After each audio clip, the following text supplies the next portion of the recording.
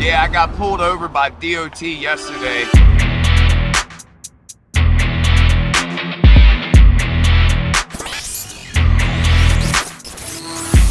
Don't miss me too much, baby. Holy God, it's snowing. We're gonna get one of these cars over the bridge before it does get real bad. I mean, it's supposed to snow all day today. It's getting real icy. Just getting out to this truck, like I said, full of fucking pallets. You know, I wanted to speak on something because I get a lot of criticism about if I really am professional enough to run a business because of my cussing. Now, what I got to say about that is, if you ever break down and you get a tow truck driver that shows up and he doesn't fucking cuss, then I wouldn't fucking trust him.